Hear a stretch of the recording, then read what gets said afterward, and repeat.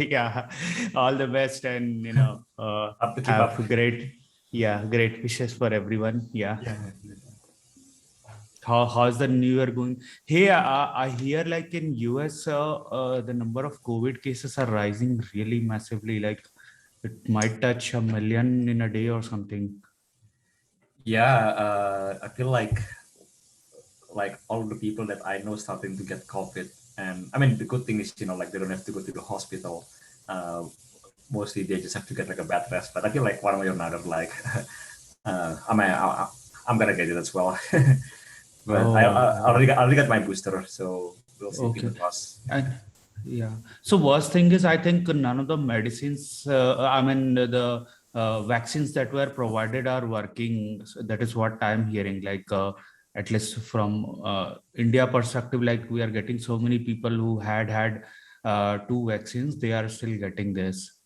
Yeah, I feel like the vaccine really helps to mitigate the symptom. It doesn't really like prevent the symptom completely, but I feel like um, at least it doesn't get you to the hospital. And I think Okay. that seems like the goal of the vaccines from the beginning, trying to like really like um, mitigate the effect. Yeah. Yeah. Yeah.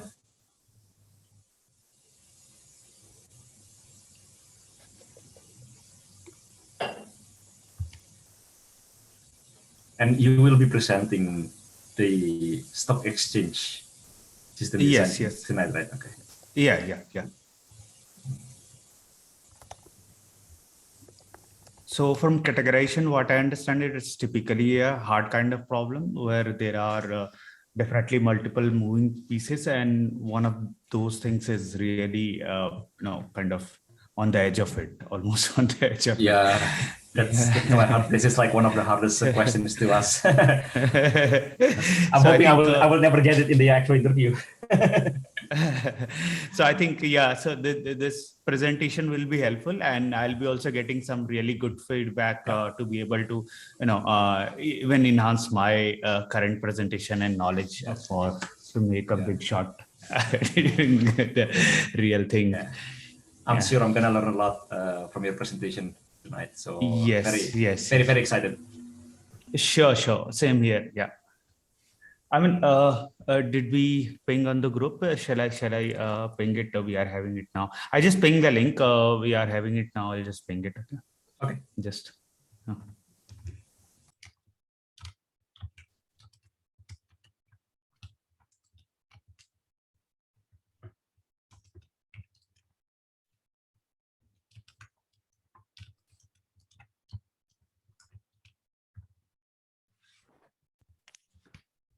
what else is happening?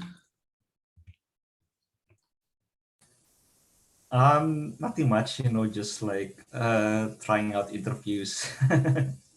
Okay. Yeah. S- Like, but yeah, like you mentioned, like a lot of companies in the US, they going back to working from home. Like, I mean, I've been always working from home, but I know uh, yeah. like my friends, my colleagues, they actually started coming back to the office starting like last month or 2 months ago. But now the companies telling them, like, okay, we have to go back to working from home again. Yeah, so that kind of thing happened here, like in India, like especially for schools, like they were really conservative and they wanted to open in November, December, and probably they opened for a week or two, probably, and then go back to home again. So Yeah. that, and there is of course like so here in India, earlier in phase one, it was imposed at the center level, and there was like a really bad impact, and kind of so now actually it is happening at a very localized level, like one city or something, they are putting on lockdown and things like that, just to Oh. control. Yeah. Oh. Okay. Okay. Okay. Yeah. But Yeah. how is the situations over there? Like, I know, like, I think back in July, like it was probably like the worst time, maybe. But Yes, yes. is it getting much better now? Yeah, so this July it was really horrible. Yeah. I mean, it was kind of out of control. So there Yeah. was some indication earlier as well, like in India itself, like in March, it was happening in one of the biggest state here, but Mm. kind of for political reason, it was ignored. Yeah. So, anyways, I'm not supposed to discuss those things here. So, okay. Yeah. So I Okay. think, Yeah. Yeah. Okay, yeah, let's get back on system design. yeah. Yeah. Okay. So I think we are seeing some more folks joining. Maybe let's wait for 2-4 minutes and kind of see what others are thinking. One thing I know this is really a great group. Let me tell everyone. And here I get really challenging feedbacks and finally some of the interesting things to add to the design. So yeah. So Yeah. thanks for joining and contributing. So another thing, I think last time I was asking that should we have more sessions? At least we can think about that. We will put the slot, and based on the availability we can plan. I know doing and there could be more contributors as well. So that Yeah. is another thing. Yeah. Yeah. So Yeah. all I in think, all, yeah. I want that this should go on. This should survive. It should not happen that the main members they are done with, and then finally kind of Yeah. yeah. Yeah. I feel the same way. Like I think I learned so much from this group. Like, and Yeah. I do feel like this group, like they have like, I mean, this group really has like a lot of like experienced people, and Yes. it is Totally really agree. like the I guess the highest level compared to other groups that I also like joined. Yes. Yeah. So Yeah. I think it is. I feel blessed. Like joining this group. I mean, Sure. kudos. That is Yeah. that is what I also strongly feel. So, does someone has any other reference who disagrees that there is another discussion happens in this group and they also have a good lead or something like that? So what I know is we have a group in India, LLD and System Design, led by Shashank. So that is also pretty awesome. So I start off my some of these critical presentation in that group, get some initial feedback, and then I come here in this staff group. So I mean, yeah, for everyone interested, do you think you can post the link for anyone? Maybe also, I guess maybe because I think in this group there are like maybe half people from India, maybe half people from the US. yes. So Yeah. there might be like an That interest. Sure. So let me go on in the benefit of the time, and we'll kind of start off and see what challenges are there. I think there'll be really good deep dive discussions that I'm expecting. Let me just share my screen. Give me a minute. Okay, please.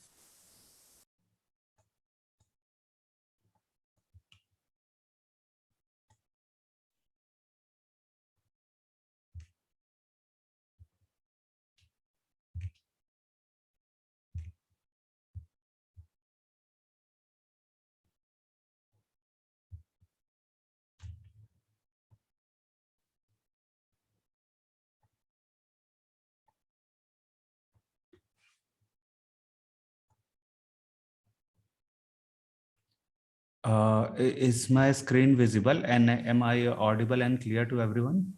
Yes, I can see your screen, and I think the zoom level is also good. Yeah.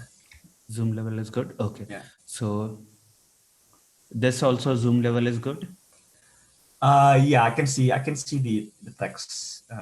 It's good for me. If anyone feels like she wanted to zoom in, let him know. Yeah. So this is already I've tried to level up pretty good. So unless it is some problematic, so for someone I think this should do most likely 95%. Makes sense, right? Yeah, sounds good. Okay, cool. So maybe we can start in a minute or something like that. We are at 10:40 my time. I think we can start. Okay, cool then. So let me formally start this. So hi everyone, this is Shivakant.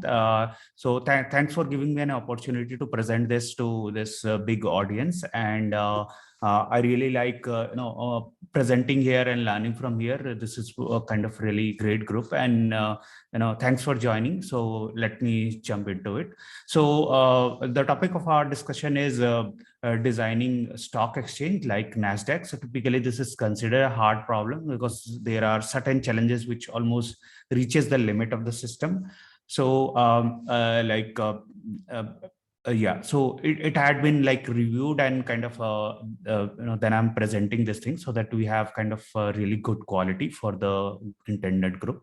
So let me jump into some of the clarifying questions. So the problem statement is pretty clear that design a stock exchange that should support buying and selling of stocks at a very high rate. This could be applied to crypto and foreign forex exchange designs as well. So the very first thing is clarifying question could be like, is it a broker like Zerodha or Robinhood, or is it something like Nasdaq, BSE, and NYSE or something like that? So for the purpose of this discussion, we are saying that this is something like Nasdaq, NYSE, and or in India context BSE, NSE, and whatever is the global context.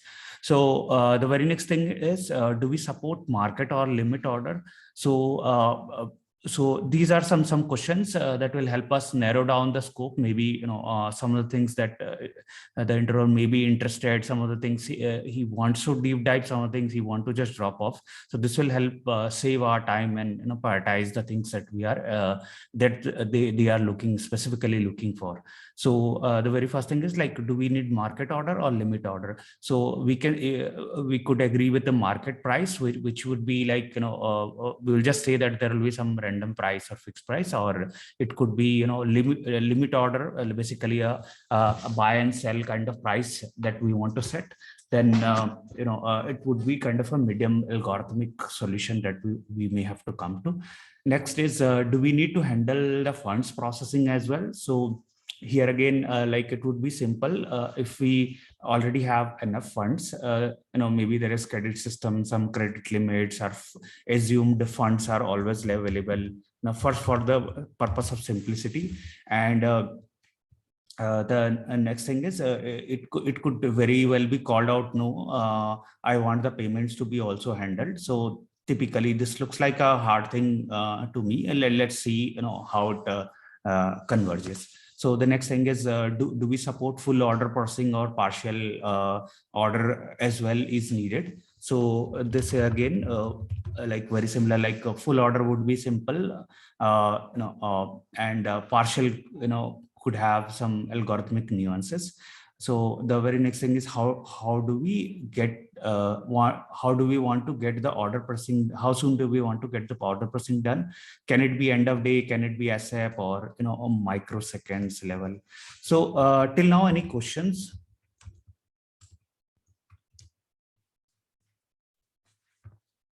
Till now, any questions? Okay, no question. Yeah, I'm good on mine. Yeah, cool. So so the next one is, what is the expiry time for my trade? So this is what I have observed, that if I put a limit order on a stock, let's say Nvidia, Google, on US stock via a vested app that we have in India, I get an opportunity to do it for a day or something, and it expires at the end of day. Similarly, we have brokers like Grow in India and probably in Robinhood in US. So I think Robinhood is not allowed in India. I had tried a while back, so I'm not able to share my experience. How does it work? So maybe you guys can share like what's the kind of expiry of the trade. Most likely end of day, or we can set some lower limit. So yeah, that could be 8 hours or 6 hours, or just to be practical, basically 6 working hours. Yeah, or even smaller.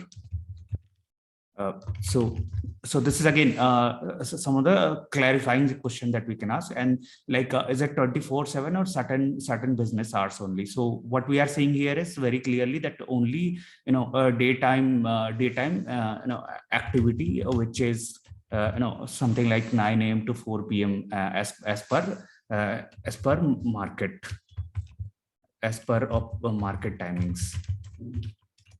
Yeah. So the next thing is what is the scale? So scale I, along with my buddy, we did some due diligence on this, and we found out that NASDAQ and NYSE has a scale of NYSE has a scale, basically a number of stocks is like 3K each. So we are taking like 10K should be just enough. And we are assuming like there will be 100 million daily active users. So this is again, we have around roughly around 150 million people who trade in US. So we have just put maybe 100 million just to be really aggressive. And just for even distribution, we are saying that there will be 100 transactions per day per client, including retail. Retail is basically a person like us. And then there could be brokers who are doing bulk order. There could be robotic, some algorithmic, robotic algorithmic kind of trading could be there, and there could be high frequency trading. I don't know if they overlap, but yeah. So yeah. So and the next thing is like how many transactions per day. This is what again kind of concrete numbers I got from the web.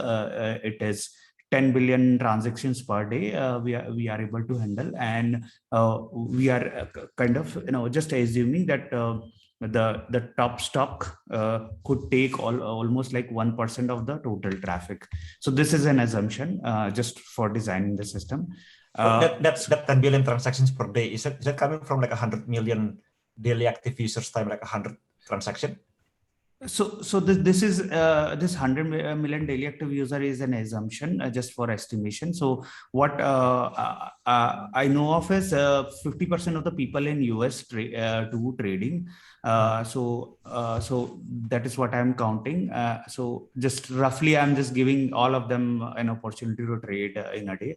So this is really concrete, like this is confirmed per se, like yeah, this is like decimal system, like maybe it is 80 or 70. So we'll just seal up to 100 million. So this is definitely there. This is kind of estimated here.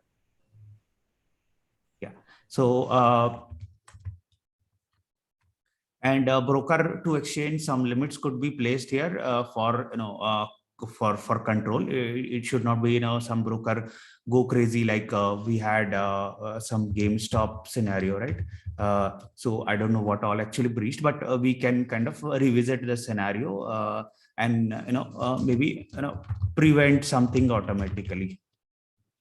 Yeah, automatic kind of prevention, certain things. So anyways. Yeah. So do we need recommendation system here? So more relevant to brokers rather than exchange. So till now, like any other thing, I'm just being very exhaustive. So do you think any other things are needed, or this is very clear? You can typically go ahead, choose some or one of these for further pursual, something like that. This looks good, right? This looks good to me, yeah.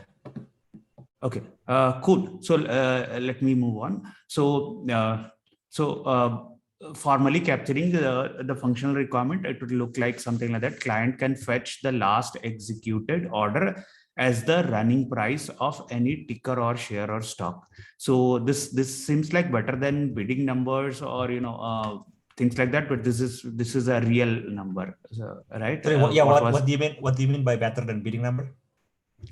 So maybe there are live biddings happening at a higher price or lower price, but it does not materialize, right? Or if someone is selling at a really low price or really high price, that is the latest price. So there is actually no concept of price in true supply demand, right? So what we are used to in real world is an extremely controlled environment where kind of iPhones sell for the same price for next 1 month, right? And whatever you like, maybe a Tesla car sells for the same price, maybe $50,000 for continuous 3 months, even if there are variations in the chip price or labor turmoil. So still it is a fix. So actually it is a controlled price. it is not a true price. True price is something that is very unpredictable, almost close to Heisenberg uncertainty principle, and kind of Schrödinger cat. That level of reality is what we are talking about. So we'll go downward, and then we will kind of catch up on that. So another example I will state is, I mean, whoever is aware about GPU prices. So we know that Nvidia and AMD, they have some stated market price, right? Like maybe $1,000 for some 3080 whatever model. So, but we never get a hand of that. Probably it is available at $2,500 or even more. So that is market has taken a lead over control of the situation, right, because of crypto. So yeah, so rest of the prices, whatever we see, they are all fictitious price. Actually, all prices should be naturally regulated by supply demand. It's just that our brain will not be able to process those numbers. So that is the pain point, right? So we'll move on. So I hope I explained it really well, right? Yeah, so from my understanding, like the latest price is basically when the bidding and selling price meets, transaction went through. Okay. Yeah. So neither bidding nor selling, or there is no fixed price anyways, we know, right? So yeah. So the very next thing is client should be able to buy or bid stock, sell, or let me make it bid or buy a certain stock, or offer or sell a certain stock. So this client should be able to cancel in progress order. This looks like advanced. As of now, it is not covered. Just I'm just capturing it for further discussion if we are able to discover. And we are parking the admin activities like stock info, create, update. Kind of it will be trivial in the scope. Stock listing or activating, history of orders, wish listing, queue info, or current status of for order tracking. So we are just parking this for the benefit of time. And so with this, we are kind of done with the functional requirement. So I hope you are good. So I'll just rush through the non-functional and estimation. So I'll just take a pause maybe for 5 seconds. Any questions?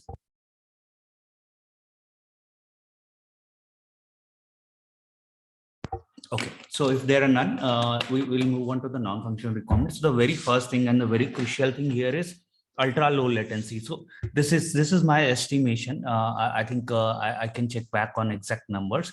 That can we do order matching in 10 microseconds. So not milliseconds, not seconds, really small number. So the reason being, we will see below once we are doing the estimation. Next is like we want really high consistency and a holistic view. Basically, it should not be that the numbers are partitioned. Like for example, you are running on a different machine, I'm running on a different machine, my bidders are very different, your sellers are very different. It should not happen, because that will feel like kind of luck, and so we don't want that. So highly consistent and a global holistic view has to be there. I know it's loose word, but yeah, we'll try to debate it out.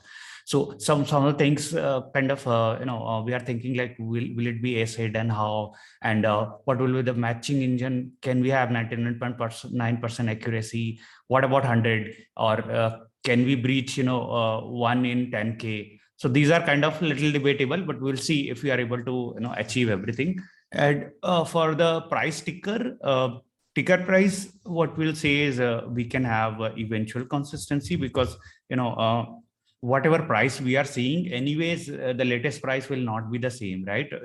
So in a less granular world, for example, one of my friends tell me, hey, Google is running at $3,000, do you want to sell it now? When I go there and actually sell, it is running at $2,900, right? Or I wanted to buy it, become 3,100. So it's always very dynamic. So we want as accurate as possible, but there is no kind of guarantee that we can provide, because we cannot get into the machine to see the real price.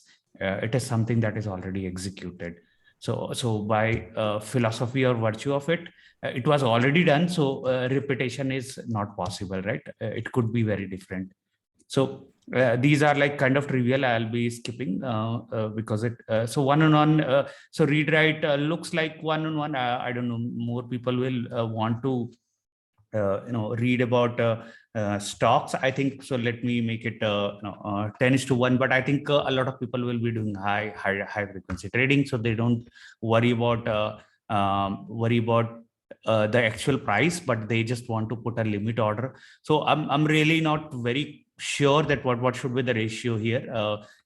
Some people can say that there are only more reads, but bulk writes could lead to different level of skewing.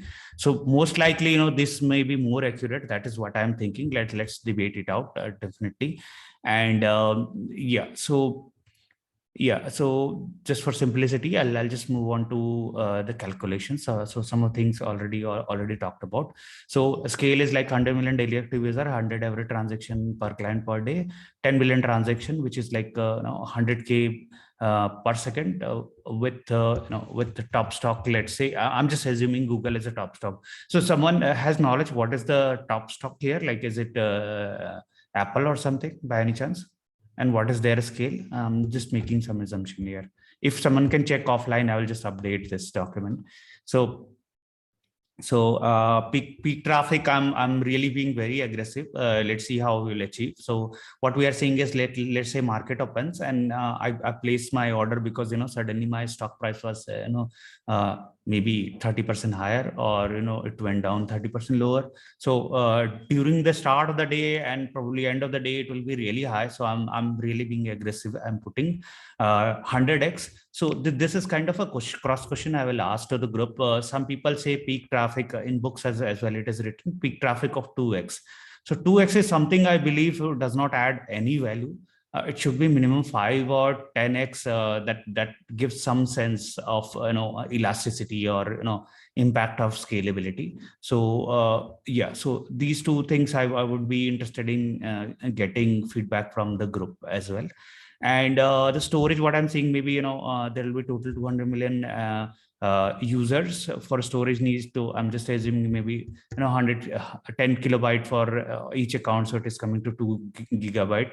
I don't know if people would like to upload images or videos. I don't think that's the right place, so I'm just skipping that. So the crucial part is we could have up to 100 million active trade per machine. We could have like 100 million active trades, which is like the maximum we are using, assuming 100 million transactions per day for Google or Apple, let's say, just to give not bias around it. Someone just mentioned it might be Tesla currently, but I don't know. Like someone mentioned it might be Tesla currently, but I guess Sure. It doesn't matter. Yeah. So I mean, I would definitely want to be more realistic, and if I'm typing the wrong ticker, I would take it as a good feedback to fix it, because accuracy always is appreciated. Maybe this is wrong, I don't know, but yeah. So Tesla, if Tesla is the hot thing, why not?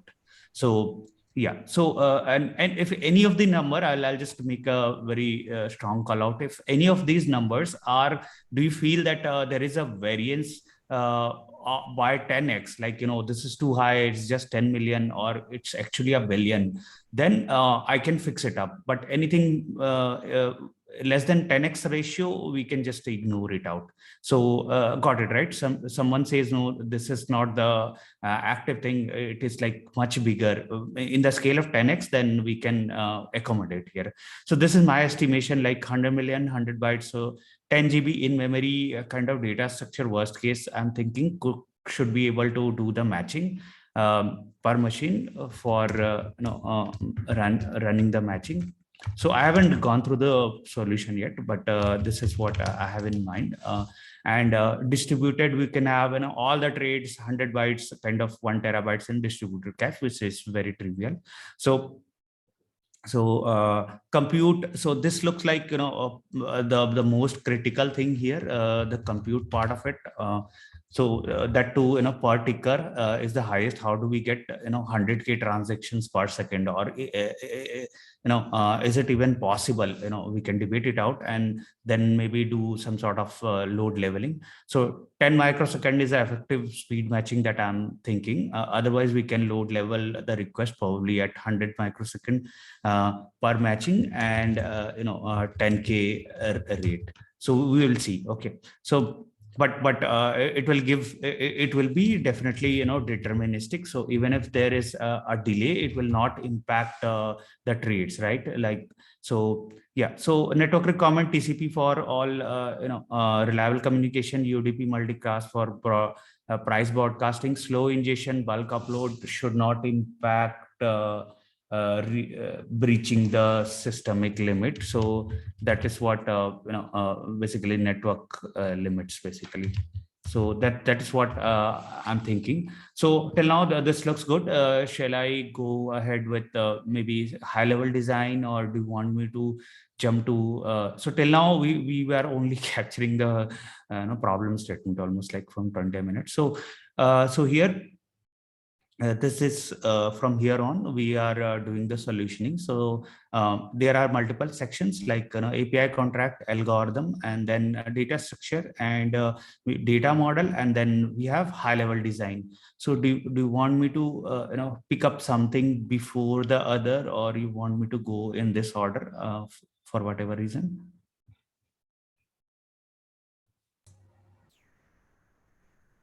Anyone has preference? Yeah, any preference? I'm just fine to dynamically go anywhere. I feel like maybe we can skip the API. I feel like the API is probably like API is very trivial. It's very straightforward, and maybe someone mentioned high level design. Let's go with high level design. Yeah, sure. I think that will be interesting, and we can cover most of the big picture thing here only. So let me first quickly kind of cover the trivial part, which I had drawn, so I just kept it out. So stock admin will just go ahead and probably they will have specialized access. They will just create and publish the stock service information. It will be retained. And if someone wants to do some sort of stock selection for viewing the live price, they can do it here. And for the next requirement, which is kind of this is a pull base. So now if we want to get the latest updated price, the mechanism is there will be some system which will have last executed price captured, so ideally in memory. And what we will do is that we will basically kind of, there will be some sort of, let me just reverse the arrow.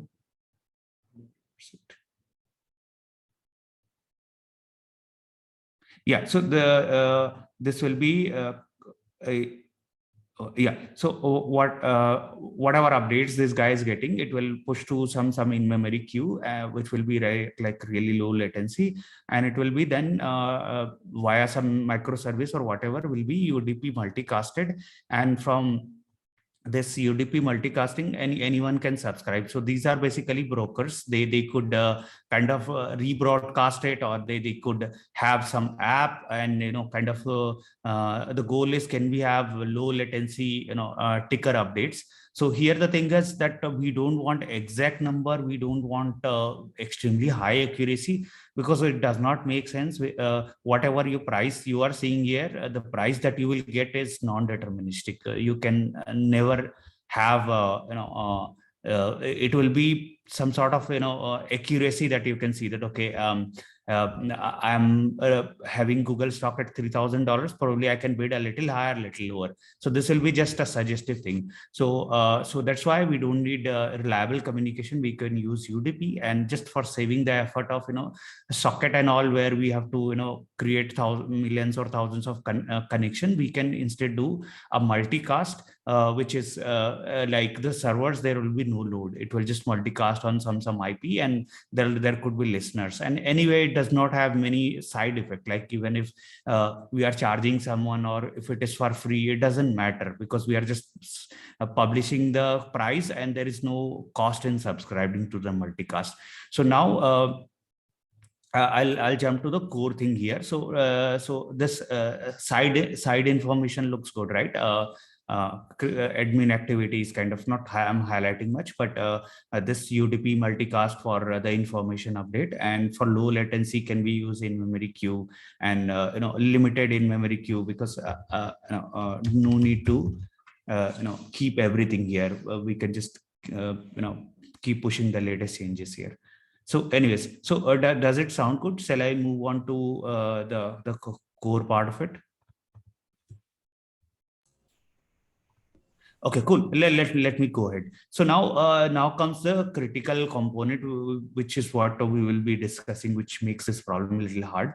So there will be maybe end clients who will be uploading or handing over the underlying request to this broker, and then this broker can do some sort of bulk upload and to the underlying exchange.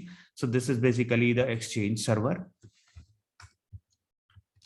Sorry, someone just mentioned in the chat that like, let's discuss the UDP multicast at the end. The UDP yeah, sure. So sure. Let's take it up. So yeah, so this will be the exchange web server just for interaction purpose. So here we will get the order confirmation. There could be some gRPC also, really close knit protocols also. We could debate it out, but for simplicity I'll remove, because it will become really messy. So with maybe bulk upload or something, we will get the information here. Just 1 second, yeah. So am I audible? Yeah, I can hear you. Yeah, my headphones are cheating me. So anyways, no, yeah. So what will happen here is the very first thing is the order. Yeah. Hello. Probably we can debate it maybe at the end also. The users connecting to the servers, right? The users here, like brokers, like Robinhood, or as you said, Zerodha. I don't think they will be doing some sort of an HTTP connections, right? They will have a different sort of connection, maybe a persistent connection to our web servers, this exchange server, to avoid a lot of overhead about having the connections, resetting the connections, whatever the security protocols. To avoid all that nuances, they might go for some sort of a sticky connection here, right? If we can talk about it, or if anyone has any different ideas, please share. Yeah. So as per me, I mean, I built it as a very generic system for at least these parts. So, but if anyone has actual real information, how do they integrate, maybe via gRPC or something, which gives like 10 to 20x better performance than REST API, then kind of we can debate it out at the end that hey, why can't we do this? And if something that we know of as a group, definitely I would be eager to take that up. So yeah, so let me move on. So this exchange server, it will get all the requests, and from here it will go to some order confirmation service. And this basically order confirmation service, what it can do is based on certain aspect, like we were discussing that can we, yeah, we were discussing that do we really need to worry about the handling of the finance? If we don't need to worry about, then we probably don't need to capture these things. But there will be maybe some other aspects, like fraud or limit. Some validation has to be done, and then after the validation we can put the buy sell into the queue. So what's the kind of catch here is that we will have to put the buy and sell in queues dedicated for certain ticker. So what's the point here is that the scale is the problem. Like if you are putting everything on a single queue, we will get so much high throughput that the consumer will not be able to process, and also it will breach the capacity of a single machine. So by partitioning, by distributing into multiple topics in Kafka terminology, we can have dedicated small, medium, large consumers which can operate at the specific scale. So the thing we are seeing here is most of the system we design with keeping horizontal scaling in mind. But here, the accuracy, the consistency takes huge amount of precedence, and the latency is really, really critical. When we talk about 10 milliseconds in a web world, it is considered really good. But here we are targeting 10 microsecond for matching algorithm. So you can see what is the scale or impact that we are targeting here. So what will happen is, as this is a proposal that instead of going via traditional solution where we can have one, maybe just one really big topic and hundreds or thousands of partition. Instead of that, we will have dedicated queue and with a single partition. So the thing is, if we have two partitions, we were discussing yesterday, was if we have two partitions and we have two consumer processing the request, basically the buy sell matching, then it will be two separate worlds with separate set of promises, right? Because of randomization, it could very well happen that one of the consumers are getting all low sell and high bids, and the other one, it is like really high offer price and low bids, and one of them is suffocating it. It's not a unified view, right? This is what kind of we were discussing, like everyone should have really a global view. It should not be like, okay, I'm sitting on this partition, I will have this view. So for the purpose of that, what we are thinking is, can we process everything on a single machine? No need to shard the matching algorithm, keep it on a single machine. So that will help us achieve the very first goal, which is like ultra low latency and really high consistency and global holistic view. So any questions on this? Because this is kind of a little contradictory. So scale versus availability versus consistency and scale and other nuances, right? And you're saying that one server per ticker, right? Yes. Yeah, and there could be some limits. For example, we are just planning for 1 million transactions per day per ticker. If someone asks me, can you do 10 billion transactions per day per ticker, I'll say that is not possible. Let's kind of put some limits on this underlying system itself. For example, we will say that we will only engage with brokers with certain limit of 10 million transactions per day. There will be certain limits, right? I mean, it's not free, so to say. So yeah, so makes sense, right? So how will, there are different types of orders, right? Like limit order, market order, and all those things. So we are not concerned about all of those things. Like we'll just take like, okay, there is a buy price and there is a sell price and we just have to match. Is that the underlying assumption here? Yeah, so this is a high level design. So what we are suggesting is there will be some matching engine per symbol, and an algorithm will be working. So at this level, we don't know what is that algorithm. It could be anything and everything, like maybe random matching. It could be anything, right? So then when we will do the deep dive, also there are huge number of complexity in the financial system. So we will not pick up all the complexities. We will just pick up maybe one or two of those and try to demonstrate, like can we buy sell at a market price, which is some number, and can we do limit order processing? So as part of this discussion, I'm giving I'll be talking about this algorithm of limit order processing. So there could be other stop order as well. Kind of not in scope, I will say very explicitly. So makes sense, right? Yep. One question. Maybe I misunderstood a part here. So are you saying we will have one machine per ticker globally? Yeah. Okay. Yeah. This is a very good question. So the thing is that what we can have is, so globally there will be one machine per ticket, and we can have some active passive kind of model we can have. So that will provide some sort of let me just create some more space for this. So that will basically provide, some sort of fault tolerance, like, that single machine, if it fails, then what if, are we down in the business? So of course not. So let me kind of, debate it out here. So yeah, so here what will happen is there will be, active passive kind of model we can have. Yeah, anything else?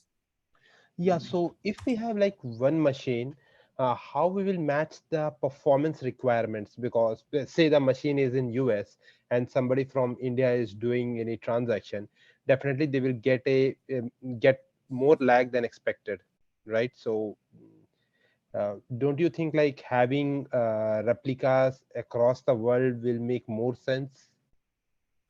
Yeah, surely I got your question. So now what happens is actually, this is a very different requirement when compared with, modern day scalable system. For example, when we talk about Twitter, when we talk about, Facebook or WhatsApp. So there it's totally fine. If I get a message, a little lag, or once in a while I get out of order, or once in a while, I'm chatting something, I pinged, and before I get a tick, I get a friend's response on top of it. It could sound weird, but that is totally acceptable. But in this financial system, having any sort of split understanding is totally unacceptable. It's like that kind of concern is here. So what I mean to say is, if we kind of distribute it globally, then we will not have a matching. So basically what will happen is, first thing first, let's say the worst case, the latency between US server and probably Australia server, a significant server, could be like 400 millisecond. So our goal was 10 microsecond, and having a unified 400 millisecond, that's like almost like how much really bad miss, right? 10,000% miss or whatever. Yeah, so that's why it will not be kind of acceptable if it. Yeah, but even with having one server, it will be difficult to handle the scenario, right? Because say anybody has placed an order, it before it even get matched, somebody in US will get the order match and the price will increase, and the person who is sitting far away, like the person in India, they will have hard time getting their order fulfilled, right? No, So it will. I'll explain that part. Definitely, I got your concern, but I'll explain how it can be done without much side effect. So the thing is, see, you let's say that you got, okay, now's the time I have to place the order and win the game. So you as an end user will place the order. It will have that 300 millisecond latency. We can't do it better, right? There is has a limited, very slow speed, right? So it will go to the broker. Then broker will also have their own maybe batching or something it will do, right? It cannot send in zero microsecond. So it will have maybe it will add up some latency. So these latencies are kind of granted, and it will go all the way till here and from here. Now what we are saying is, once your buy sell order arrives here, then only it will kind of play the game. So for example, yesterday we were discussing, like, if you really want to make faster order, probably move to US. That's a proposal, and probably sit near the stock exchange itself. Yeah, I would so, like to add to that. So like yeah. in reality, like many of the trading broker houses, like they try to be physically as close as possible to the exchange actually. And that's why you see like a lot of brokers having offices right next to NASDAQ. Okay. And I heard about stories where there are like dedicated lines which were built from Chicago to New York to cut down 100 millisecond in latency. So Yeah. like they financial companies do all sorts of crazy things to cut down on latency. Yeah, And even if you're located in Sydney, like you have to like place your order through a broker, and that broker will be like most likely sitting next to that NASDAQ. Yes. Yeah. So that way, so that would be like, I was talking from the negative perspective. This is like really from positive perspective, that your broker, they are awesome. So they will do their best, right? So they will do their best. So that way, if you are able to make a call, if you feel that, okay, internet is too slow, let me make a a telephony call, which will not go through packets, right? Packets could have loss and all. You just make a call, tell your broker, hey, buy Tesla 100 million. You say, okay, understood. I'm clicking. You will click, and the order will go. So these latencies are granted. I mean, there is no other way. Just to be realistic, this is what is that the is core right. piece here. This is the core Just one piece here. point, one point to add there, Shiva, is Yeah, sure, sure. Robinhood kind of lags behind many other Oh, age-old legacy institutional systems like Charles Schwab in the US, right? Oh, Robinhood has a higher latency compared to these companies. So Oh, okay. it is kind of expected. Latency is kind of expected based on the platform that you are using. Okay, okay. Sure, sure. Yeah, got it. Also, if the passive goes down, so what happens to the orders which are already on the matching server? Like, how will they? Because the messages which you've already read from the queue, so how will they be again processed if active goes down? Yeah, surely. So, this will be like a very infrequent event. So, what we are thinking is whatever is the the contents of this order system is there, right? So, the matching algorithm, it will have maybe some data structure that will be storing the active order to be processed. So, what we will do is we can take a frequent kind of snapshot. I think so this is order book mostly we are talking about, but we can take a frequent snapshot, and we can persist in a distributed cache, and which in itself will persist in some sort of data stored. So so the loss will be kind of minimal only. There cannot be 100% kind of retention, but loss will be minimal. Yeah. So yeah, actually trying to understand like so the matching engine, it has the active and passive I guess a cluster, like, so how do you keep the two synchronized together, like say say if the active one I guess it is crashing and like but I don't know, maybe like it executed the transaction, but yeah, maybe yeah, go a little deeper into it. Sure. So the thing is here, the passive server will be just waiting to serve. It does not have anything yet, just waiting to serve, nothing else. So what's the point here is that it's like if the active server dies, this will say, hey, give me all the tasks, I will do it.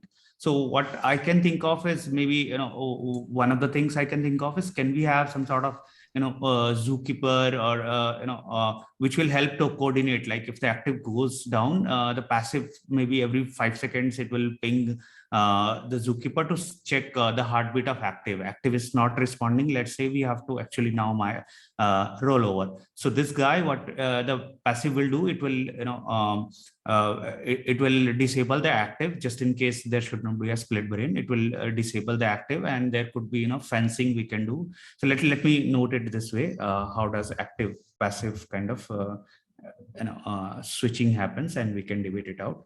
So just 1 second.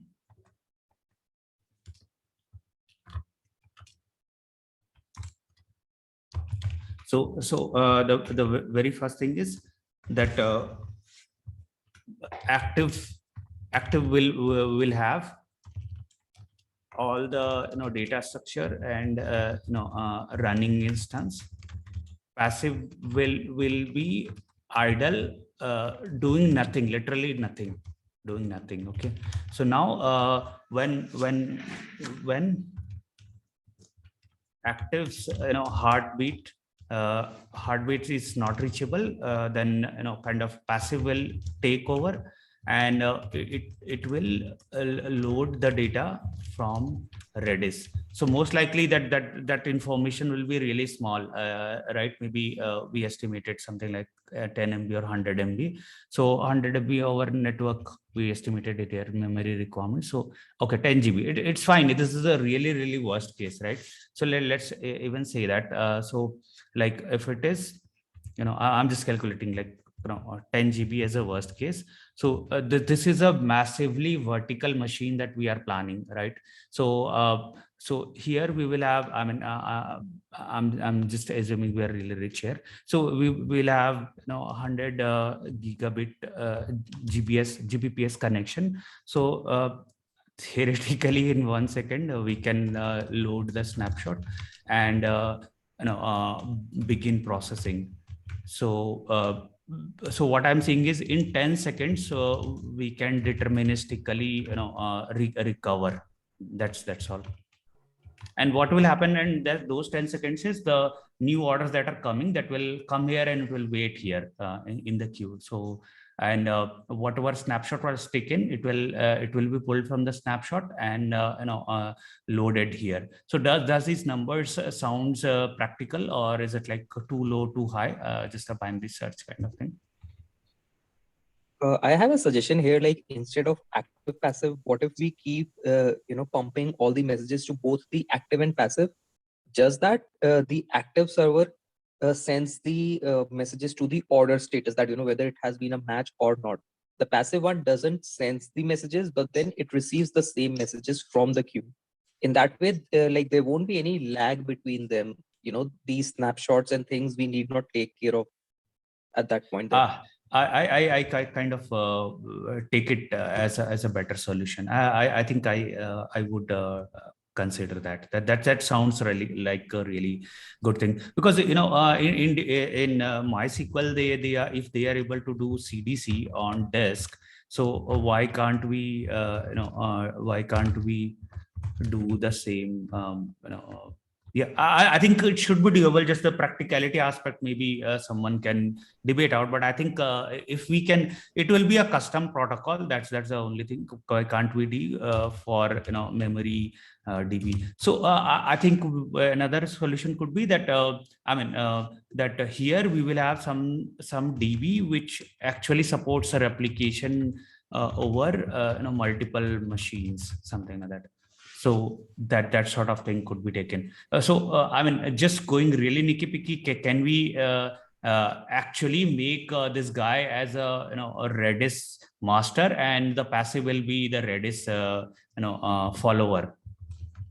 Can we make it like a Redis master will be there, and the passive will be so that way we will have everything in house only, right? So passive will be Redis followers. So if we are able to do this, I think we don't have to do external snapshot kind of thing, and it will be always kind of on, so to say. But the thing is, we have to do any sort of Redis update, we have to do in async, because we don't want to block the active writes, right? Yeah, so alternative is like have it so keep it in memory and probably replicate asynchronously to Redis in this format. So does it make sense, or is it like an overkill or something we are thinking here? No, this is absolutely fine. Like this sounds good. Now, if you look at your diagram, there can be one more concern that, okay, we have solved the problem of matching engine, that in case it goes down, you have another one up. But then just with the matching engine, if you see, we have this queue wherein you have written buy and sell Google and TCS, correct? Now this becomes a bottleneck, right? Because there are a lot of workers which are pulling the data from this queue. What if this queue goes down? So when I say queue goes down, suppose the whole machine gets corrupted. So internally, I'm assuming on disk kind of a log, the way how Kafka works, right? So suppose the whole disk crashes, like it gets corrupted. So how do we recover in that case?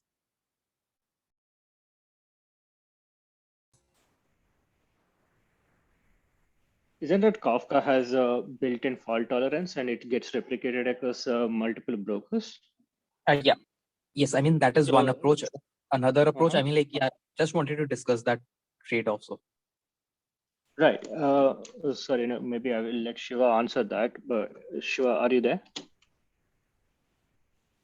Yeah. So sorry, I think some noise is happening, so I might mute sometime. Yeah. So the thing is here, I would kind of agree with Kalyan that if we are using any of the pre-built solution like Kafka or something. So it has this model of in sync replicas. So what will it do is like here one will be like leader, and then there we could have 2 followers, and if the disk gets corrupted of the leader, disk corruption is there, then the followers can take over, and we can design up to certain level only, like some level of durability or things like that. If it is total catastrophe, then we cannot handle. So this is we are just assuming that a standard approach will just be able to handle it, right? Unless you have a counter question, then I can take it up, kind of. Actually, I had in mind, what if we use a wall along with a queue? I mean, does that make sense, or that is a wrong approach? What is a wall right ahead log along with the queue? That whenever a order comes in, we put it in the queue, and along with that, we also put it in a wall, so that tomorrow, if my queue goes down, there is some issue, I still have some durability through this wall that I can recover. So actually, Kafka itself is a logger, right? Kafka is a logger only, so it's not a queue. So it's actually effectively doing WAL only in some way.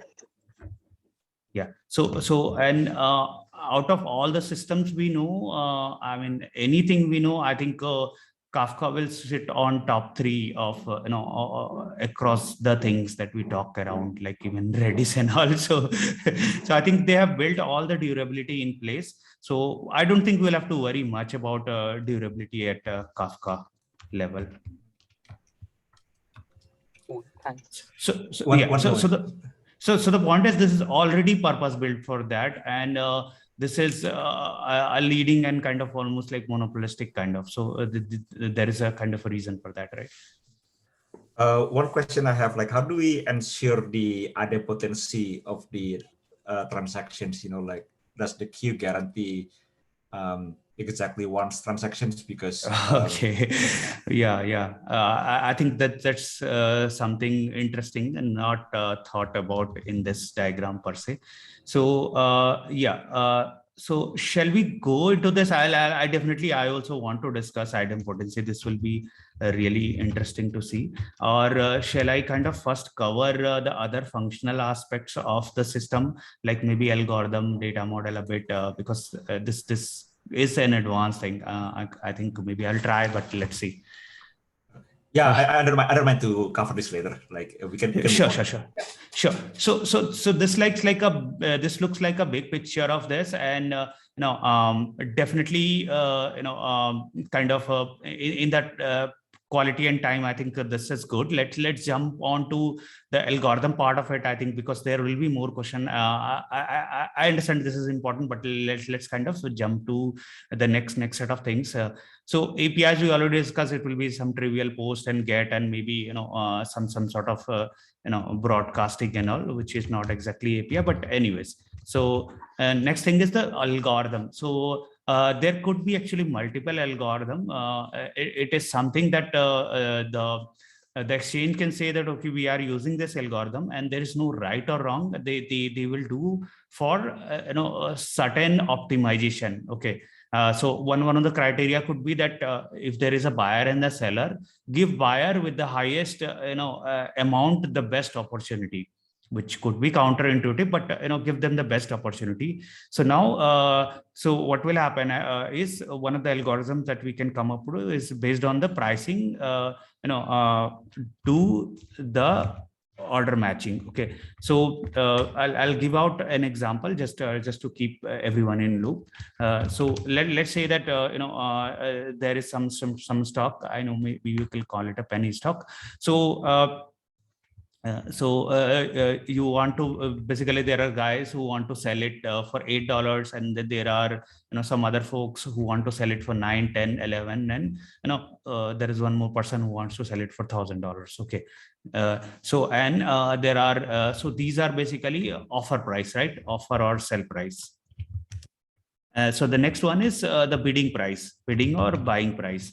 So here, what will happen is that people will put their bids, right? Hey, I want to buy it for $12. I think tomorrow this is going to become 13. It's really some good news I'm going to get for from whatever sources. So I want to buy it for $12, or I'm really rich. I just want to whatever waste the money on market. So this is what I will put here, and according to the chosen approach, which could be anything. We will do a match on one-on-one, and buyer will get the stock at the lowest selling price. So what is the intent here is the buyer with highest price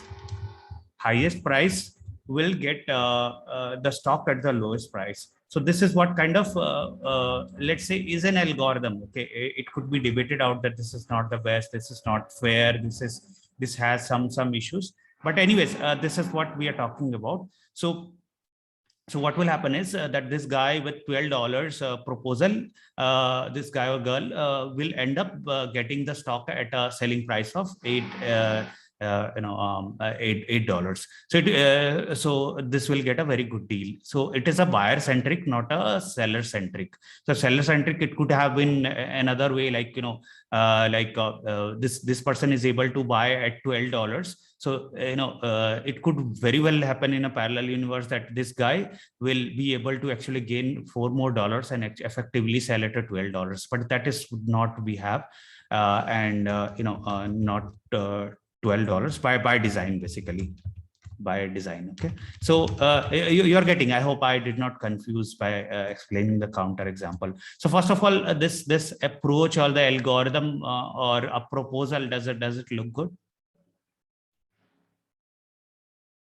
Does it look good?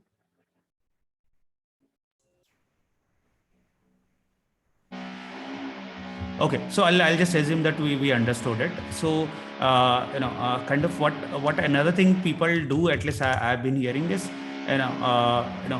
integral conversion internally the system might do. So even if the actual stocks price are in decimal, it will be converted to integral, because computers are faster in kind of integral processing. So for example, something of stock could be having 2 decimal places, but commodity, bond, crypto could have 9 decimal places, just for heck of it. So how do we achieve this algorithm? Let's say this is the proposal, and the stock exchange is just fine to do it with, and they don't want to fight against it. So what we will do is we will order the sell price by increasing number, we will order the buy price by decreasing number, we will give the best buyer a best seller, and we will just match off and move on. So there could be multiple data structure to achieve a faster algorithm. So we can have just some sort of array or linked list in order, and or we can have heap or priority queue where peak, we can we can peak in order 1, and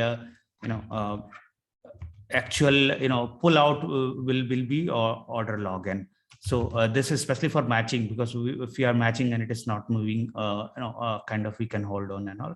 For delete, create, poll offer, that is what we say. Let me use it, those words. Sorry to interrupt you. Just wanted to highlight that along with the price, don't we even keep the time when the order was received by this broker? Because suppose it is a buy.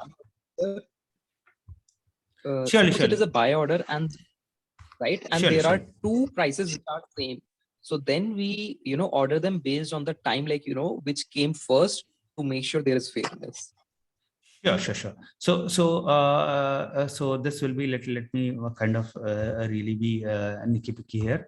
So this will be, let's say this is 10:10, and this is I'm just keeping up to a minute just for simplicity.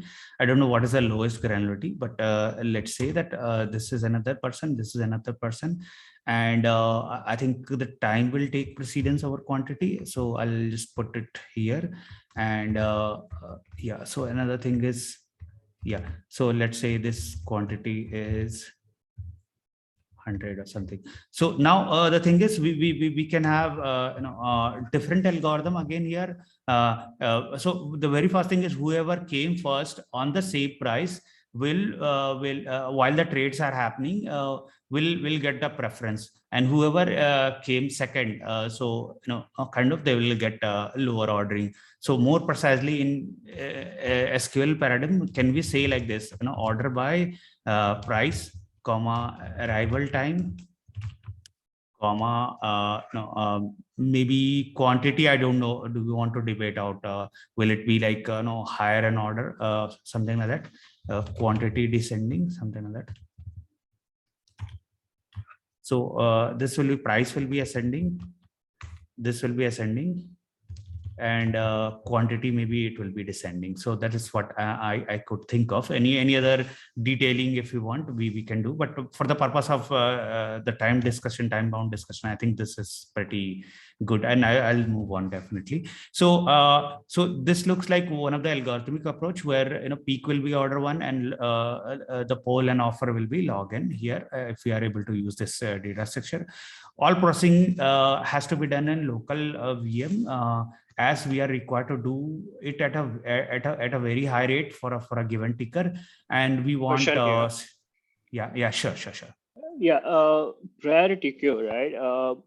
So let's say somebody's trying to cancel the order. We need to do the lookup as well, right? Do you have any idea like what is the complexity in the priority queue? Yeah, lookup is order one. So peak or lookup is order one. So there are different kinds of lookup. Someone can say that I want to go down the queue, so that will be like really heavy if we are doing brute force search. So what we can do is something like LRU. We can build a complex data structure where there will be a hash map which actually points to the queue. So what happens is, suppose I want to cancel the order. So what will happen is my order ID, I'll be able to search in amortized order one, which is almost like effectively 100 steps. I'll be able to. We are talking about maintaining another collection or another data structure for the easy lookup. Yeah, makes sense. Yeah. And when we are removing from the priority queue, because we still have to remove the order in the priority queue anyway, right? Won't that take like a login?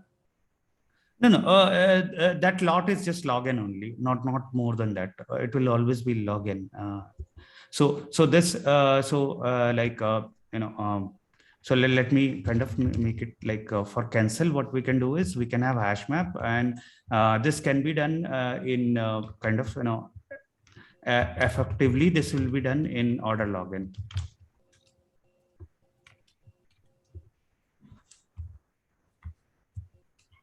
Quick question. So do we also need to like have some sort of lock? I mean, like to prevent whenever you are matching, you should not update the data structure or anything like that? Okay, good question. I think locks on data structure. So yeah, so I think this will require a next set of deep dive, which is like, are we running single threaded or multi-threaded?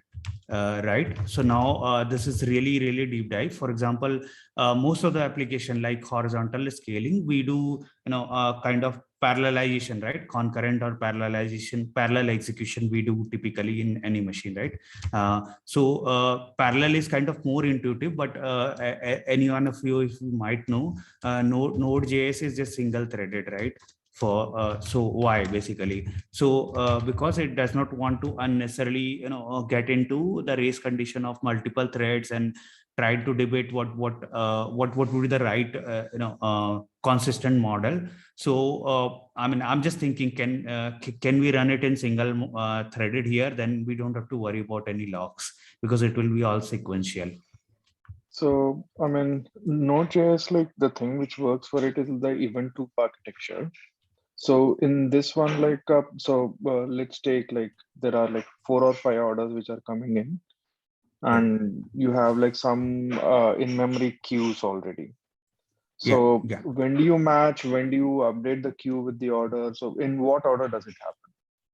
Yeah, sure. Okay, I understand that. So this was a very trivial kind of approach I suggested. I think it will not work in this way. So this is like, Yeah, can we that's run? fine. Yeah. Like if you think like if it's over also, like yeah, if you publish the notes, I'll take a look at it later and I'll probably answer it myself later. Yeah. So I think it will require its own discussion. So I'll just be parking. So we have, concurrent queues and all, but how do we really optimize those, and is multi-threaded the right thing? It will require some more deep dive. I think to be true, I haven't done those. So trying to discover that will take additional time. So I'll just park it for now. Yeah. So anything else? But the consumer which is reading order matching, the matching consumer, so that is reading one by one, or it's doing a batch reads on the queue? Consumers So are doing okay. Yeah. So the thing is, it can do a batch reading. It should not be a problem. It can do a batch read, and it can do a batch insert if the RQ supports it. All things will be really custom. We cannot use the concepts we can use of queue and all, but we will have to typically optimize it at really the algorithm level, the thing that we are asked in many interviews, and we feel that what is the use of that.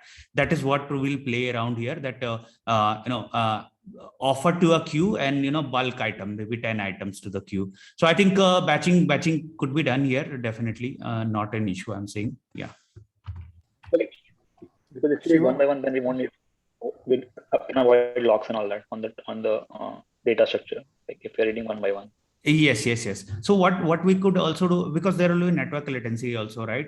If we're getting maybe 0.5 millisecond or something like that. So now this is very high, right? 0.5 millisecond. If you are polling one message, it will not be able to process at 10 microsecond. It's like 50 times or whatever slower.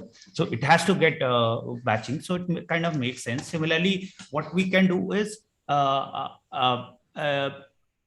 we can think if we can have some sort of algorithm where instead of one-on-one matching, can we do multiple matching? But I don't think we'll be able to discover or discuss at this scope. So we could do definitely kind of batching of reading and probably processing as well, as long as it is deterministic.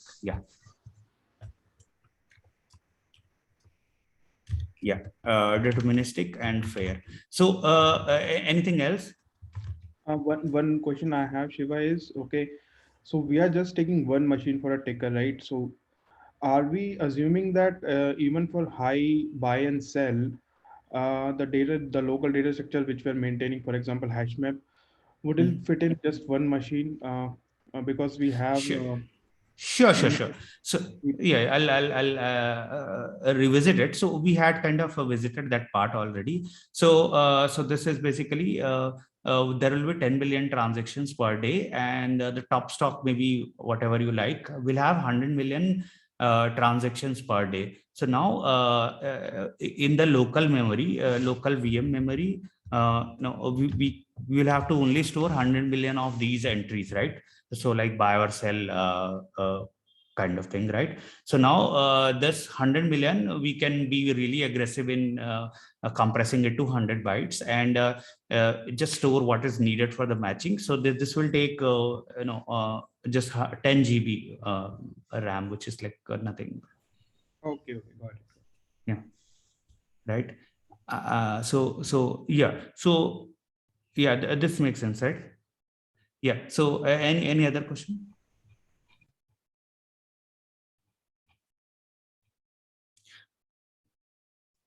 Yeah. So some question could be asked like, is it a fair sale? Time could be another ordering parameter. More proper matching can we do? So there could be many other algorithms. Maybe can we do bipartite matching? But whether it will be deterministic, like this guy will be matched to the maximum number 11, and this 11 could get 10, and 10 could actually get 8 or something like that. But as per agreement, it may or may not be fair. So it's all up to the owner of the underlying exchange what to decide.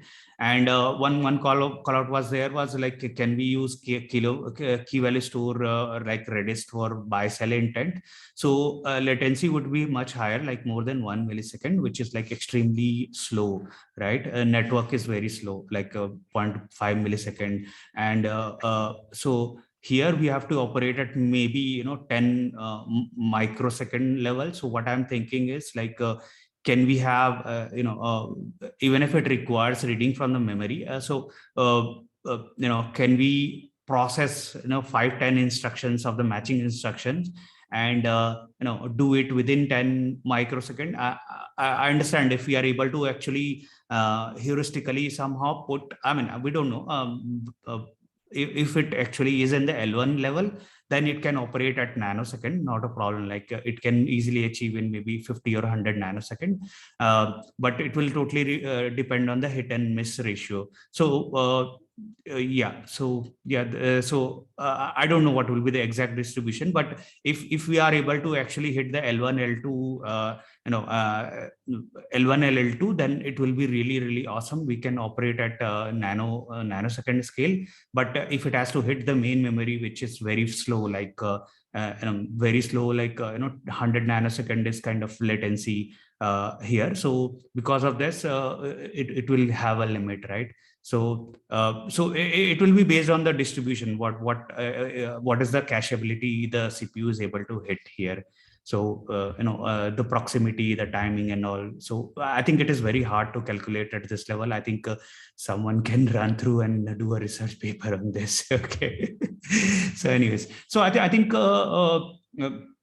we are almost closing time. So I'll just. I wanted to ask.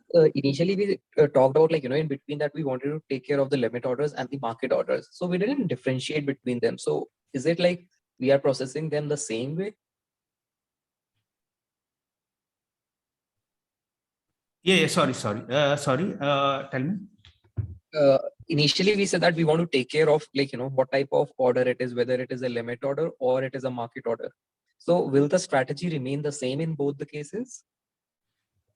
Okay, so that will the strategy in terms of, so we have two things. One thing is the algorithm that we are thinking, and the high level component that we are thinking, right? The high level design. Now, so what could happen is, then if we have two different limit order and market order, how do they compete each other? So then we will have to debate out that so this is basically, we are talking about limit order.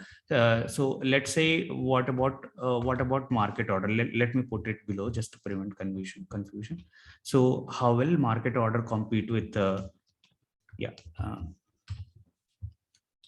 how will market order compete with limit order? So this is again open to discussions, kind of. So what I can think of is, can market order take precedence, because it does not have any constraints, right?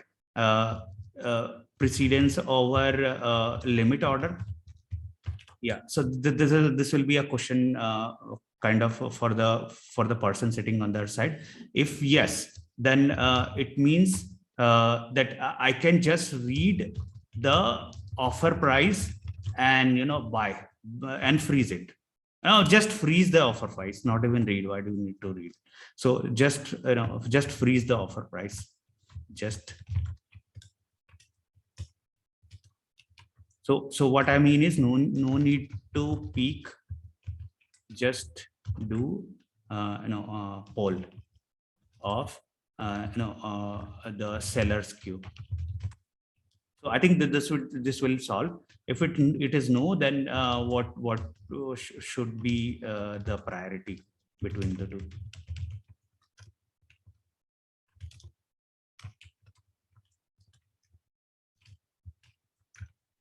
Yeah. So this is what I can think of. Because if we are not giving the market order priority in terms of limit order, where does it sit? We don't know, because there will be numerous limit order already sitting, right? So one approach can be, if you think about it, like suppose there is this Google stock, and hypothetically the price right now being traded at is $100, right? So the market Okay. order, like that gets executed at $100, but then you want to buy it and you say, I'm placing a limit order and I want to buy it at $98, correct? Okay. Okay. So now since it is trading at $100, it is a limit order, but as soon as the price reaches to $98, your limit order automatically becomes a market order, correct? Correct. Correct. Correct. So this is kind of like, when that threshold is reached, we pull out all the data or, all the orders from the limit order queue and pump them into the market order queue. So then we need not take care of like whom we give priority. So there is one challenge actually. There is no, basically it is deterministic, but there is no visibility what is the next selling price that is there. There is like, it is really fast moving. So for example, when you are saying that when this limit reaches, I will open up basically when this market reaches, I will open up all the limit order. So that is what this algorithm is already doing. Like it is giving a fair chance in a different way that, okay, you want to buy this, I'm giving you this price. So they are being matched in a different way. So no need to kind of, I mean, there is no true price actually. The true price is what was traded. Because when these two guys are trading, let's say these two guys are trading and I just peaked this and peaked this without a lock. Let me be really nicky picky here. I have an algorithm where I get this price, I peak on this price without locking. And then what I do is, the next step is what I do is, if this is matching, then I want to do pull this out and complete the order. Okay, so before that, what happens is this guy actually cancels the order, and actually it gets deleted from the entry. So when I try to poll, someone else will come up, right? Let's say both of them vanishes. So this is 9. So so this is very, very dynamic. Like either we have to lock multiple places or we have to keep going as long as we are able to achieve. So there is no true price here, so to say. True price itself is actually a virtual thing that is enforced by Society for the Humanity. There is no true price sense that should be there anywhere. So that you might be seeing in GPUs, right? There is no true price for GPU. I mean, they are selling at $1,000, but probably you will not get hence even at $2,500. And when you go to buy, suddenly the stock price increased, crypto increased, and it will be available for 3,000. So that kind of rate is there. So because of that, I don't think we can put any heuristic logic that this is the running price. Okay, let's open all the limit order now. It has to check then and there itself and then move on for ultra high accuracy.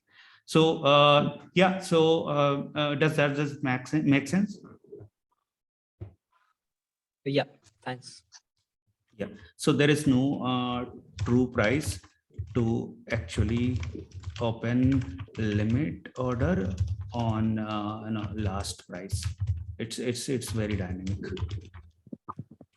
So now I'll just go into the data model, which is kind of very trivial. Like it will have ticker, intent, order, limit or market, target price, quantity, status, maybe some metadata information. Like yesterday we were discussing, like we should have a mechanism to capture customer IDs. So especially here in India, in NSE Stock Exchange, I get a monthly report. So something similar I can do here for the other exchange. And for buy and sell, it will be again a very similar data model. We can in fact use probably the same data model. And the other thing is that how the stocks could look like, stock details. It will have some ticker, some description, category, risk, and things like that. So this will be something like Google stock price. So these are some of the information. So who keeps this thing? So someone has to keep it, right? And this may not be, though we think that, some of these things are really, really ultra accurate, but it's not actually, this might be yesterday's snapshot. Okay. So this might be, a weekly thing, right? Because if we calculate on each buy sell, then it will be an unnecessary kill, right? Because it will touch upon the 9th decimal. So a daily processing it is a waste. Similarly, these things are capping at 2 decimal. So design we have already discussed, and then kind of first in first out, there are some other algorithms, and a lot of open questions could other open question like can it take the scale, how we will do transaction, or a kind of maybe if there is a hot node, what do we do, like there's a master slave and ACID, or things like that. There could be many other open questions. So I think I'm done with this thing. So one thing that was pointed out in the last discussion was a UDP multicast that we will do, so that will provide no need to create dedicated connections to the client for broadcasting a universal message, right? So we can use an existing protocol to do the same, and that will help us save a lot of kind of effort. So what about this? Maybe it will go to all the routers and it will get done. So we'll not deep dive here, but this is how we will use this. So I have one doubt with UDP multicast. I mean, we go ahead with UDP multicast just for the low latency, but how do we take care of the message ordering and things like? Are we worried about that, or since the frequency is so high that we can ignore the misses or the incorrect ordering? Yeah, we can ignore, and message drops also to certain level we can just ignore, because we want almost their price. This first thing first, we have to be very sure there is no true price. There is actually no true price in any fair supply and demand.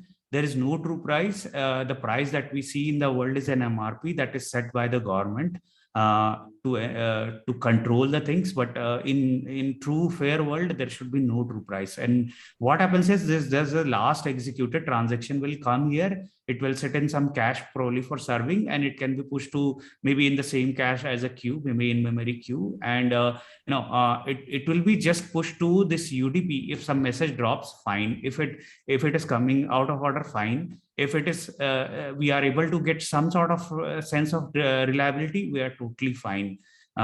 Because for most practical purposes, if we see the ticker as well, at least for human eye, it does not change before 1 minute. Like you check Google, basically the Google ticker. You will see that this is not changing for quite some time. It's taking almost up to a minute. So to the human consumer, we are not even serving really well. And maybe to the algorithmic broker, maybe trader, maybe it could be a thing of interest. Yeah. So anything else? See, it is not updated here. So a few things that I had covered in the previous thing, I'll just roll out is this will be the price trail like we'll be getting. Let me put it here. This will be the price trail that will be coming here. There is no true price. It will be looking like this. Makes sense, right? And another thing is the matching algorithm can we do at 100K. So this is what kind of we called out, that typical machine could have 10 to the power 7, or this is a cheap machine. So can we get 10 to the power 8 operations per second? So let's say I'm able to put more dollars, and I can get 10 to the power 9 events per second. So divide by 100. This is giving me 100 additional compute capacity per stock. So in that 100, if I'm doing login search, so this will come to 20. So I'm still left with some 5 steps to process in multiplicative order. So theoretically it seems like doable, and if not, we can set a load leveling. If not, we can just level out the load at maybe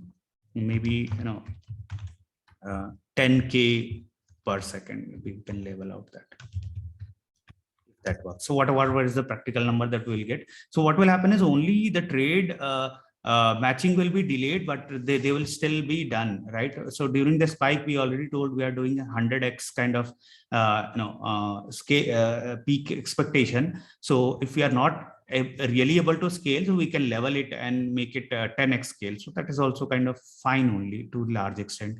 And yeah, so and we have to have single machine only for a ticker, because if we shard it out in multiple partition, there could be a situation in one partition, low rate is being played, and in the other, some high rate executions are happening. So it will not be very things in control. Anyways, so yeah. Anything else? Almost, I think we are out of time, but yeah, I'm still kind of available to take any further question just to close it out. Yeah. So just a generic question, wanted to check regarding the estimates and the data modeling. Like these days, generally, the interview, they go for around 35 to 40 minutes, because like there is the project retro and the discussions like that. So is the estimates and data modeling really required, or we can skip that part? So this what I will say is, this is very exhaustive kind of thing that we are covering here. You don't want to miss on anything here. It totally depends, like if it is so what I will state is, if it is 1.5 hour interview, go ahead, explain this way. If it is 1 hour, probably you keep asking them, how do I narrow down in this timing, right? So you can just ask their intent, that you can tell them, do you want me to go into the data model, or do you want me to go to the algorithm, which I feel is more critical. But if you're not confident algorithm, probably you can jump and tell, hey, I want to discuss the underlying high level design. So it depends on your confidence, and they are asking, basically it's a bid again. So yeah, so what we can do is, you can use the same algorithm there. You think about 5 things that you want to say, and 5 things they want to ask, and you do some matching there. Okay. Yeah, so I think that is what you can do. Yeah, got it, right? I hope I gave a good attempt. So anything else?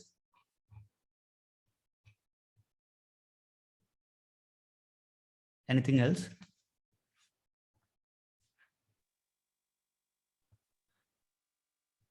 If there are no questions, so did we cover all the questions? Because I cannot go there. I'll be really digressed. So if someone can maybe read or just help me complete, or then it will be kind of good. So yeah, so idempotency, how can we do this? So couple of thoughts. So idempotency, like can we maintain one hash map in the same VM where we capture all the executed orders, right? And it is very small only. So what will happen is, here, like if because let's say that this queue is at least once, right? So this at least once, what will happen is, I will read the events again, and I will check, was it already already executed. If it was already executed from the VM, it will drop the message, right? But wasn't executed, why do you even consider the same order? I mean, like idempotency is something the user presses the same, presses the button twice by mistake, within say 5 seconds. So this is kind of, we do not want to overcharge a customer, or we do not want to process that order twice. It can be a possibility that the user placed an order, and then by mistake he clicked that button again. So it doesn't matter whether that order has been executed or that has been applied. Correct? Okay. So I think this one, yeah, like I asked this question. I think this one was like when the order is taken from the queue, like how can we say, for example, like the matching engine crashed, and then it tried to read the queue again. Like, yeah, I guess it's just like a general, like a queue problem, like how can we make sure like the item in the queue get executed, like exactly once. Yeah, so that is what I suggested here, that in this matching engine, what we can do is we can have a hash map of, see, the domain is just, we have to survive for today. We don't have to think for tomorrow. It's like, today is the day. So we will store all the, executed orders that were done today, and we are sending here anyways. We can store the executed. Can we maintain one hash map in the same VM where we capture all the executed orders? So here in the queue, at least once guarantee read the events, and if it was already if it was already executed, we will drop the message. So that this way, we can kind of pretty simply and easily achieve the idempotency. And the other thing that we are discussing is repeat order. So repeat order is not idempotency. It's a very different thing. So what we can do is repeat order by mistake can be filtered out at many layers. So this can be so this is a different thing, of course. So this can be filtered at multiple levels. For example, can we filter at the client app itself?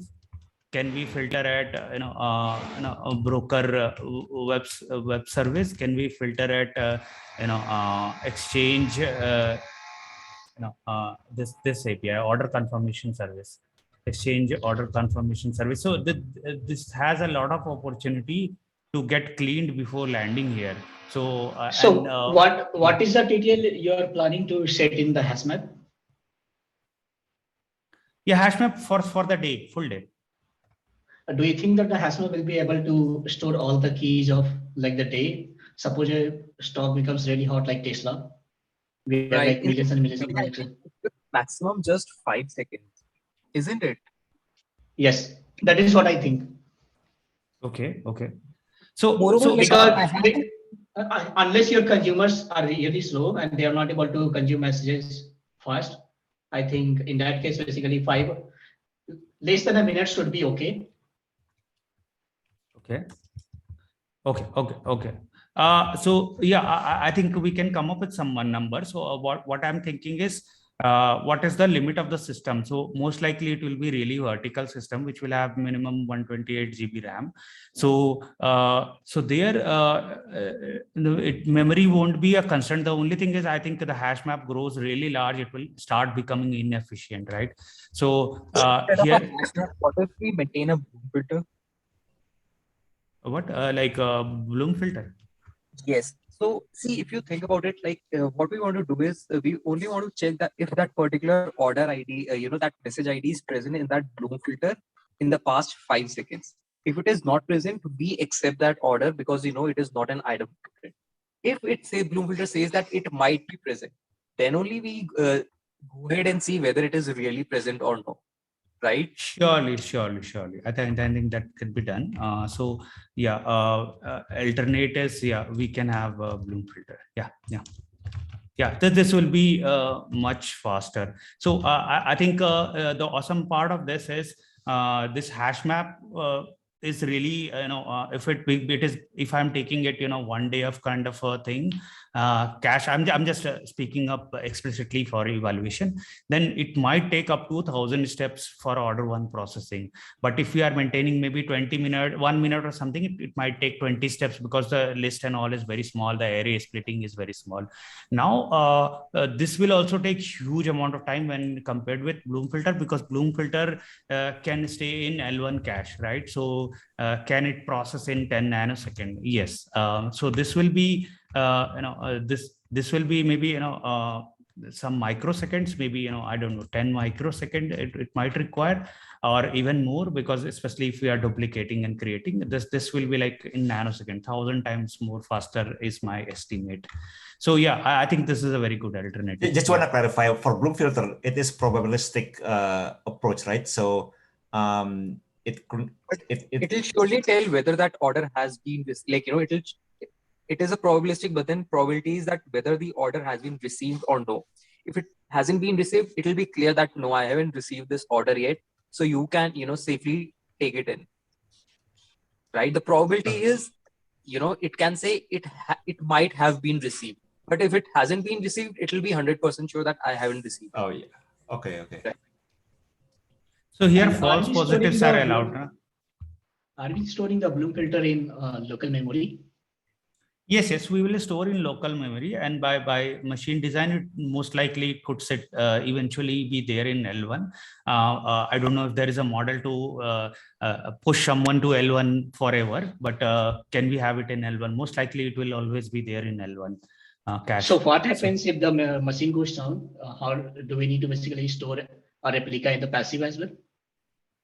Yes, so these, I mean, yeah, so that will end up, building everything today itself. I think we'll not be able to do in this scope. I understand. Once we, find out more and more nuances, so algorithmically we will have to solve it and then replicate and then durable it. That's why, maybe those software engineers are getting so much, maybe, yeah. So it makes sense. It has to be replicated, and again, so this is a probabilistic model. Do we actually? What if there is a loss? What if this? What is that? I think there will be certain caveats, and we cannot. I mean, we although we will say 100%, but technically speaking, we can only have X level of 9. However hard we try, right? For example, we are sending a message, and while we are sending the message, asynchronously the machine dies, so that message will be lost, and it could lead to in a very, very weird scenario, it could lead to a situation that same message was read from by the passive, and the order confirmation execution was not sent to that replica, and it led to a repeat order. So these things could happen, but the probability of that, I'm thinking, is very similar to a solar flare happening in sun, and affecting our computers and bank balances. So including the hashes of that, I mean, it could very well happen, right? The probability is very low, but the occurrence can happen, right? So it's like even if the probability is 1 by 10 to the power 20, it can still happen just right now. So I think we cannot design for those in this scope. I mean, in any practical scope per se. Yeah. Any other questions?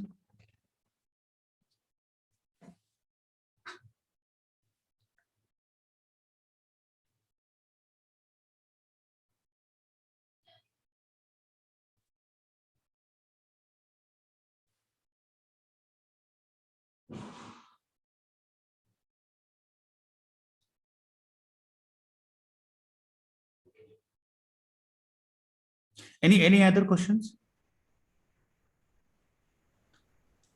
Think it out, and then otherwise we will close this. I think it has been while discussing this. So I think we covered really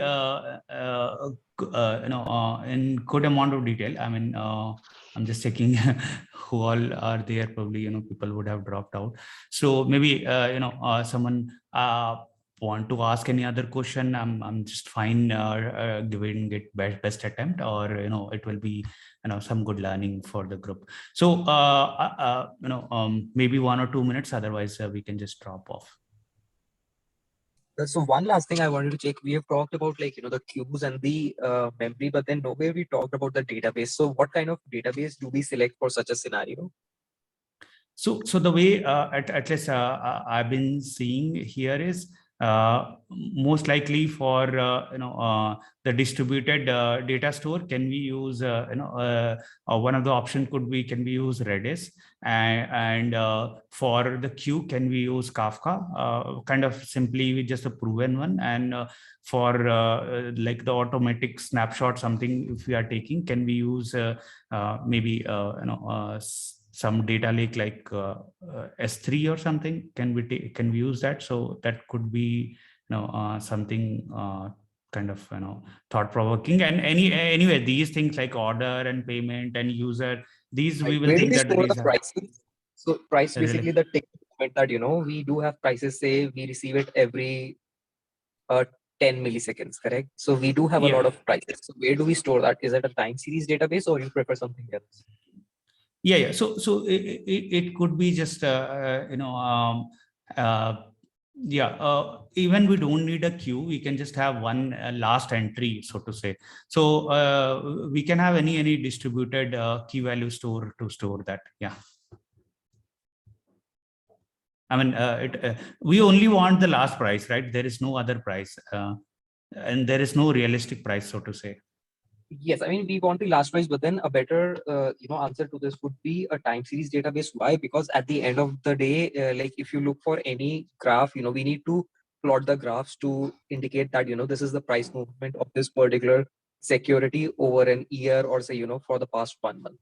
So in that case, if we store it in a time series database, it will be pretty easy for us to pull it, say, give me the data for 1 month, and then we can just plot it on some dashboard, right? Yeah, sure. I got your intent. So what we can do here is let's make it this way. I think this will be the most kind of approvable kind of thing. So we will pass on the information here, and we could have multiple recipients, other recipients sitting here. Like let's say that there is. I'm just making it up. No, there will be some other guy who is reading this information from here, and I know they are polling or whatever, and this could be for further analytics kind of. So this could be time series, but that will be a different discussion altogether. But this is just a further analytics whoever wants to do.